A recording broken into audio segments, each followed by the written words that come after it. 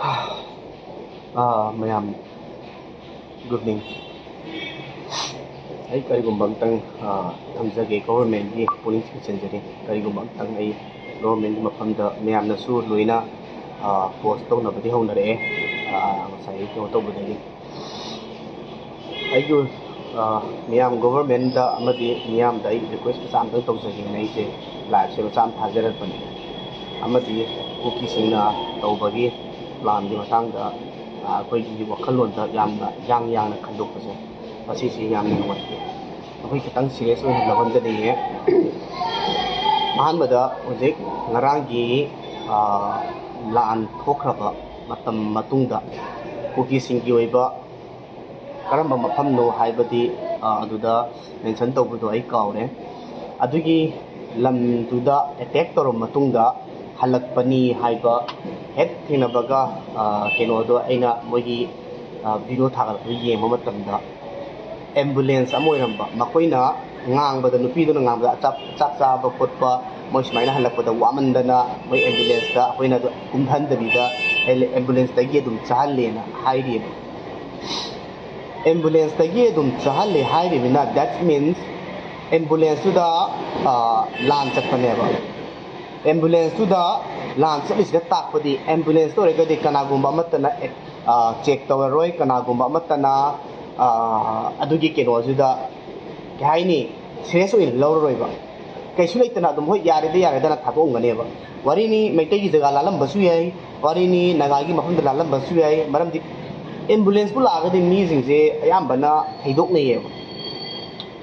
ado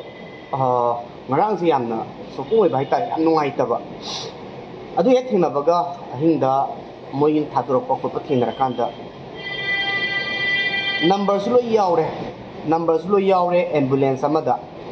ambulance hai pose anaba puna ba ambulance sida kamdona kuki singi village volunteer oigera naharona ya terrorist oigera kuki gi terrorist oigera whatever amoy sano how they are use ambulance kamaina aije english si am learning e haitam ni na ko ado haitaga su adum kharap hapchale mayam de rasi le gen lo mani hai ba ambulance to kamaina use story ba ambulance se si je government na license ka kadra or action am lokhat piu action je just wahina action logani ha badu nataba mina su adum siam yam tonare CM na action loba action yang view khot pi adu myam hainare madu dana myam na pen dabdi haibo erga su as a praja moina aigi site gi su request tawjari please government na atoba sigi pose choba action am lobi raga ambulance ta kamaina khulai pai ba mi hapaga lan toba chahal no haibase masi matang amutang government na ambulance ta puri ba naharon nomai pai ba singse amutang action lokhat piu aduda photos lo yaure adai gari numbers lo yaure adugi mathakta gari number do kanai mingda leibno karin lo yaure maduda star ama hapaga amani hapaga thingna basu yaure masi je government na thigate ke sunate ko aduna sigi pose amutang ni government na yengsan biu maram di kegino haibata kanana khangni ambulance ta laaga imphal manungda boma choba thadaram basu chingninga yam oire eba samna ga mapanda oiro manipur oiro anywhere amada ambulance pula adi emergency ama magi alarm du khonga agadi mi be handuk nei eba adugumba same chamana bada ngarangi irangje tho matungda attack tor matungda ambulance to moi thokna bagi namakte ambulance to patana khindaraga mi anaba kumne saraga thomagadi akhoi khangba ngamde aduna sigi pose yamna achauba issue ohenba su pamde adugu sije government athuba da to sinbiu yengjan biu mi sirini asiana yawrini angang amasu makuta palaga nomai phawdokri hairini nomai maru yam nuaite mayam su tumbiara moy MLA mayam amasu tumbiara moy adai thamai bangi MLA su khigi kenoda ana bai manak tana kotana magi pendaba kuldip advisor duna huji phawada karigumba amata wafam thamdabida sum tawbasidi manipur gi praja खुदिमकसे यारनी ना तौरपगी अचौबा केनोमजे उबा fungi government ना ngasi power पाइदेन लौरसे अदि तादि कुलदीप ना लोइना तौरिनि हाइबसिदि hymen बथु ओइबा उमु अदो सिदि अखोइना खंबा नते सिदि government ना हेना खंगनी अदि खंगै ma'am लेंगनी just as a प्रजा मोइना आईडी आईगी पेंदबा तहनिंगबा अदुदो हाइजरकपनेबा हुजिक एम्बुलेंस तुगी मतंगदा सी हेड लंगला लंगजी थीद्रेन खलसेबा एम्बुलेंस की सिनरकनी हाइबसे गवर्नमेंट अमुतंग चेचेट लाउना उइसनबिरगा खंदबिरगा थबक पाइखपियु मरमदि कगिनोदा हुजिक एम्बुलेंस से सिनर एबजे यारें खंगागदी हानु सिनरंगनेबा अदुननेबा ngara मोइना सिनरैजे मदुदा मोइना हाइरिबा लोनदो कुकी लोनदा ngangiba नुपीदुना हारिजे इसा सिंगना लान कापुरगा हलकपदा मखोइसे वामनबदगी चाकसे अखोइना मनुंदा दुम पिजबनी दैट्स मीन मनुंदा पिजबने काखललगा पिजे हाय नतेबा काखललगा पिजे हाय नतेबा जस्ट कुमदन दे मनुंदा दुम पिजे हाय बनेबा अदुना मखोइसे अखोइना चाक पिजमनी नियाम नुंसी मखोइसे अखोइगी ngakpani अदु तौबनी अदा तौबनी मैम म तौखलेबा अदैदि अमुक इनाउ पालोइना जि थंबिरैजे होय तोंब्रम असो चुमी सिदी आई चिंदसदी आई पन्निंगदे सिदी ओपन सेक्रेट हाइदाइने अदुनेना दुम लौबिये अदो सिदा इनाउ पालोइना हाइरिजे ड्रोन की मतंग से सिगिजु आई थागतखरे आई ओइबा म्यामजु पका थागतनरे अदु आइना सिदा अमतंग तो तौजगे आई मेंशन अमतंग तौजौगे सिगी किनोजे क्लियर ओइन हाइद्रिंगाइदा आइना पामजबा आइना तौहन्निंगबा मीडिया दको आई सामक लानफमदा चलगा खुलाई पारगा नोंमै पारगा अदु तौर अदा तौर तौबदी आई ngамजदे तसेना आई इमुंग कंडीशन लुई अदु कंडीशन लु म्याम लेको अदु लोइ हाइरागदे ना हाइरकनिको अदु आई तसेंगना आई कंडीशन न मरम ओइरागा आई सिदा लेबनी अदु आई ngamba चांगदा आई होनरागा येंगपा मतमदा सोशल मीडिया से होय कनागु मखरान दि सोशल मीडिया के दोइनो लान आइना मरुनी ना हाइरपि आइबा लानजु मरुनी सोशल मीडिया जु मरुनी अदुगी मथक्ता न्यूज मरुनेबा नदा अखोइना हुजि सोशल मीडिया दा सोनमना मरम ओइरागा नसाइगी अखोइगी मिचंग फंगदबसे मिचंग जे फंगदबा मणिपुर की मपान मैम से अखोई मिचंग से अमत फंग्रे करीगिनो हाइरगदी मिचंग मैम से कुकी सिंगना लेबा कमाइना लेगदा मोइना फ्रेक प्रोपेगेंडा फ्रेक प्रोपेगेंडा से अखोई फेसबुक से कनागुम खरना अवाई खुन तौरनेबा हुजी येंगो आई एग्जांपल अमा आई मिंगजु मेंशन तौरगा मिमिंग मक्ति आई मेंशन तौदे बट ममिंग दे करेबा लोरी साइबला लोरी साइबरा हाइरिबा खोंसाई अदुगी हौकिबरा अदुदुना माना पोसम तंग खत्पा मतमदा अदुदा हेक्ता अखोई मेक्ति मचासी ओमजलगा खटनेबा नुपी अम खक्तंगा मी चामा हेना खटनेबा लुइतागने मी चामबदा यूजलेस ओइराबनेबा सावगनो आई इसामकसु चांगो येंगबु यावदम नते बट मदुदा मी चामदो नखोगी मतम मांगलिनेबा माना मदुदा मांगलिबा मतमदो नसा नसादा इंग्लिश लोनबसु म्याम यावी आई थेंगनाजैको अदुना एक्स ट्विटर से डाउनलोड तौसनबियु इंस्टॉल तौसनबियु अदुगने इंग्लिश हैबा नखोय हिंदी हैबा नखोयने चंगगने एक्स ट्विटर दुदने फाइट तौबियो अदो मेंशन तौबियोबा टैग तौबियोबा असे असेंबा पाउसिंगसे नेशनल मीडिया दि होलोबा फेसबुक सिददी कनाना खंगे हैबा मतमदा मैतै मचा अखोय मसेन खंग लेरे अखोय मसेन खंगनबदि करी खाना दोइनो हाबने अइना हचनिंगिसिना अखोय मसेन खंगनबदि केम काना देबा अइना खंग लेरेबा होंबा चावबदो लान चली हाबे अइना खंग लेरेबा होंबा चावबदुना अइ खंग लेरेबा अखोय मसेन खंगना लेरेबा अदुबु अखोय खंगदो म्याम अमा लेरेबा हुजै फेसबुक थागतकेबा मयांग काय मिंगने मयांग काय केम येंगमो अइगी जुदोगी लाइफ ता थिंगनागिबा खतने येंगमदोइसे मयांग धारगदि अदुना अइना हाइदनिंगिसा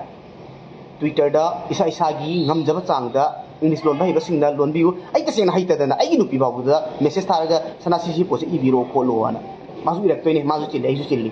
चिल्लगा जो आइजु काइथो माजु काइथो अइना इंग्लिश थागलाबा सनाना इबिरकपने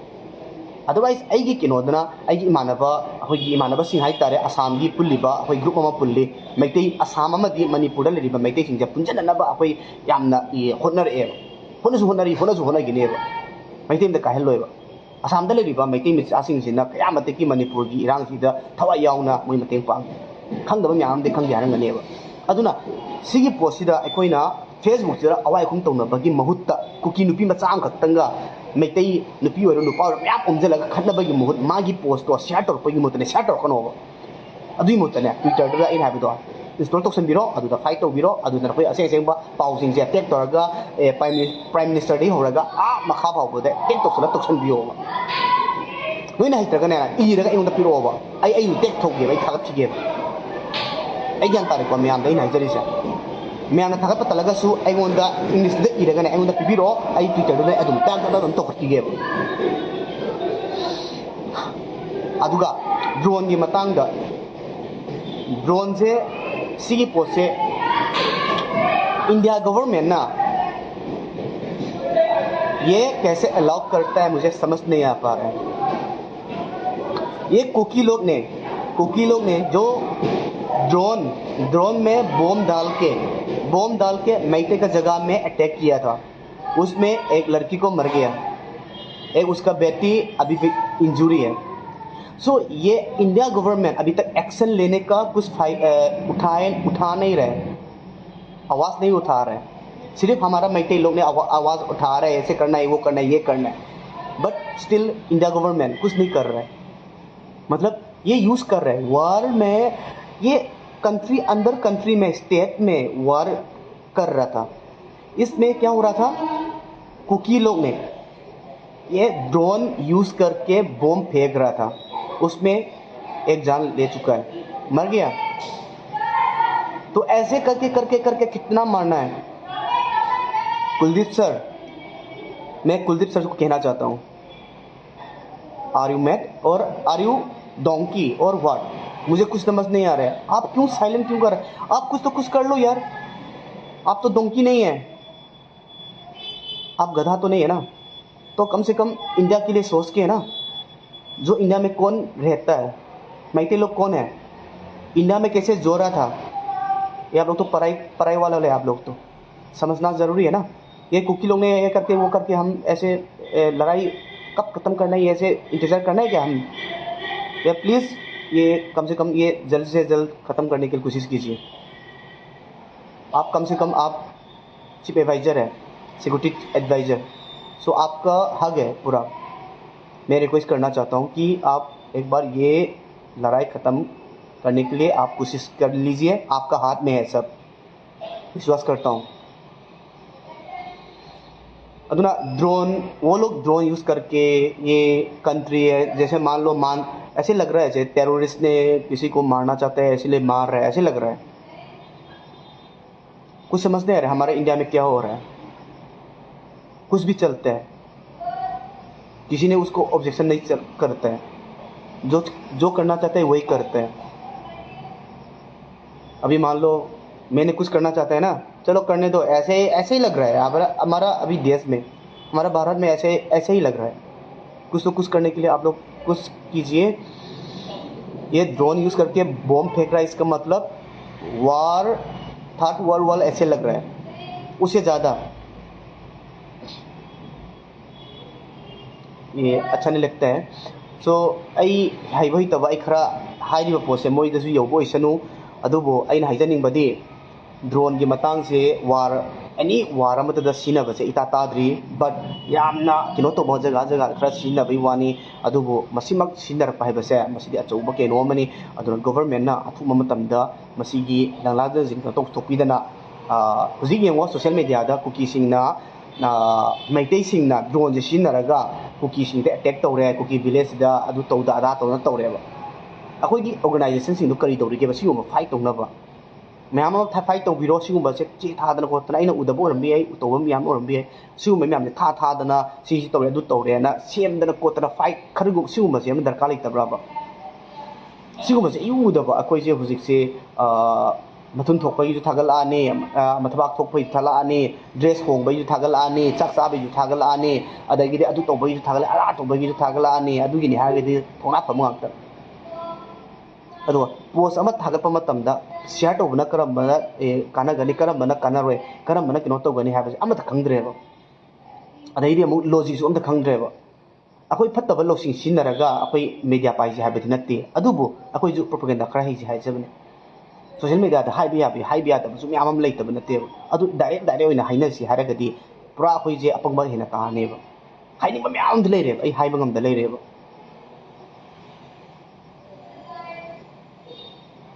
Asengba achumbadi kuina lotpa yaroi yamba matam khara changbagi wani meibu kayam kuina kuptuna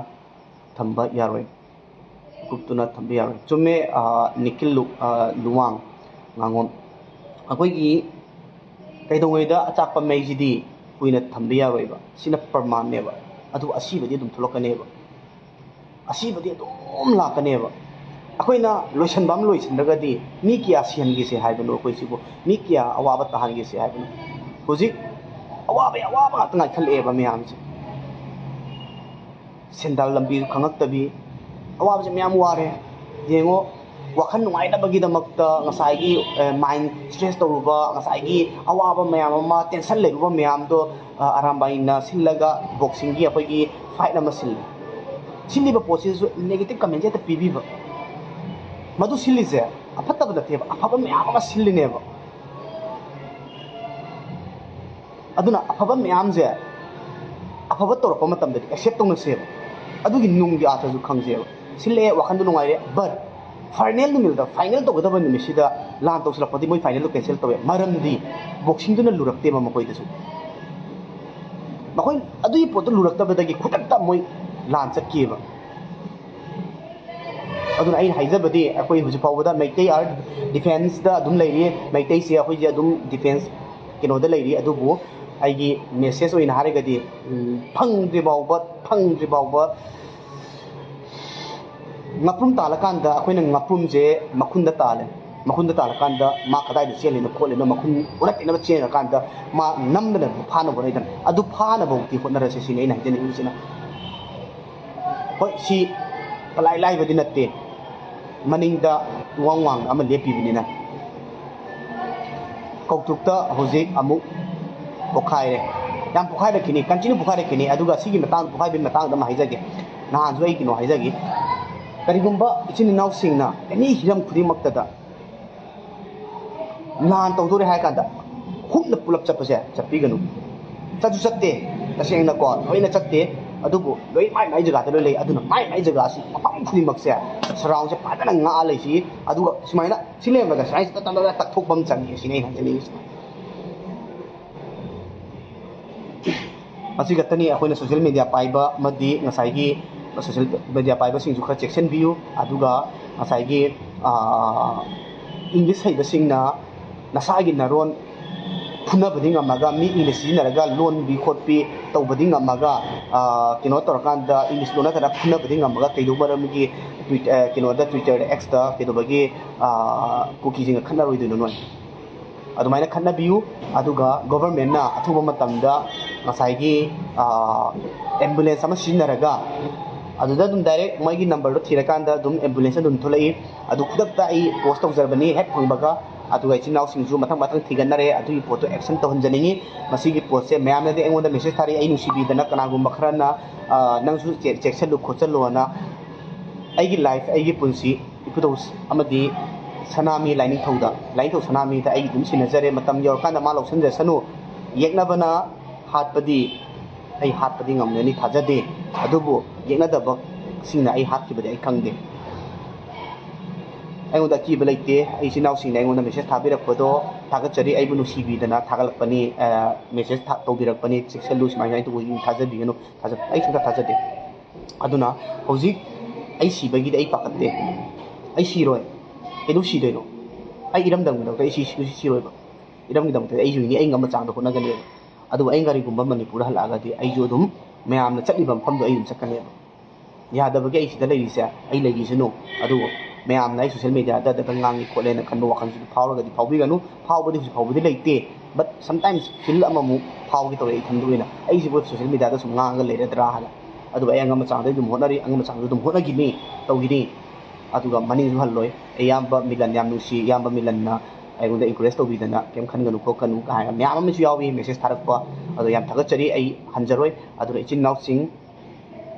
merit and demerit chu khangna ai koise ang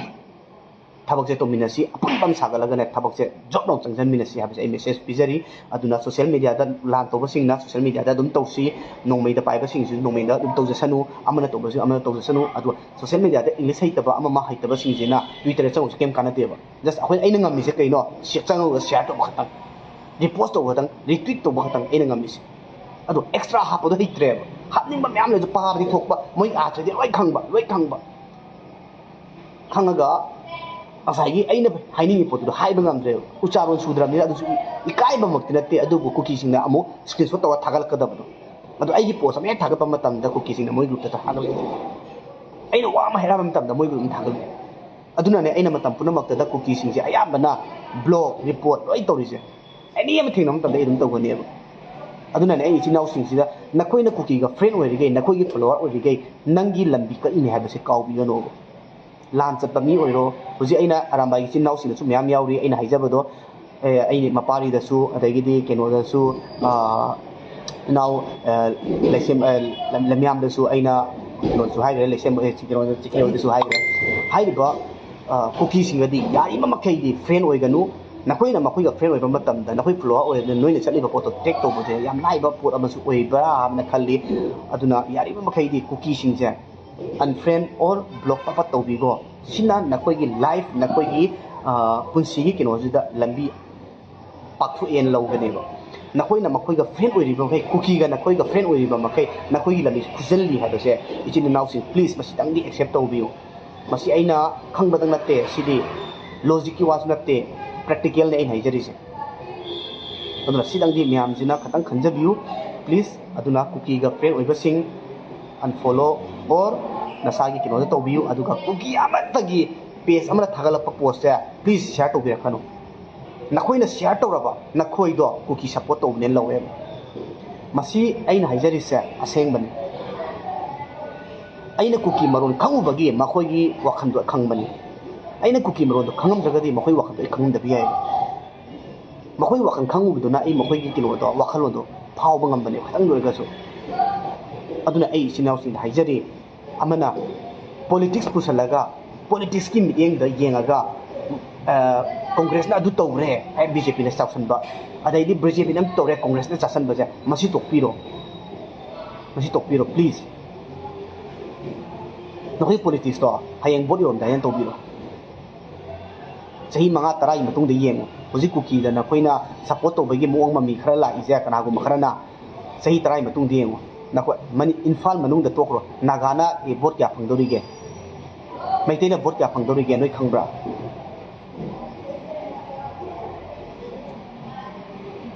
aduna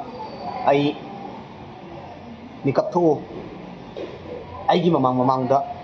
mayam ma an sing na su akoi takpira bai mayam ma inat lining da thawai yaw ayamba na ngasigi lan sida su hena thawai yaw bran na khal masi aina soirega di ngakpi gani adubu adumaina uzai aduna inat lining su mathuk yam tai adubu inat lining chatte haidura atoppa lining su tumbi ganu atoppa lining su huloisi ai inat lining do chakhot da dum photna si ai chapang toplo dum chachi aduga just challenge sama tausi harigadi akoi mai pak tu ba photna si aduga maning hanwom si habase ai message am pejiri yai phari ya pemina se mata buna makta akoi strong oina dum leisi habe thamjari government su thonga lei biu habase government su akoi pressure pi bam tamda phajaba waina pressure pi se habase ai thamjari thank you all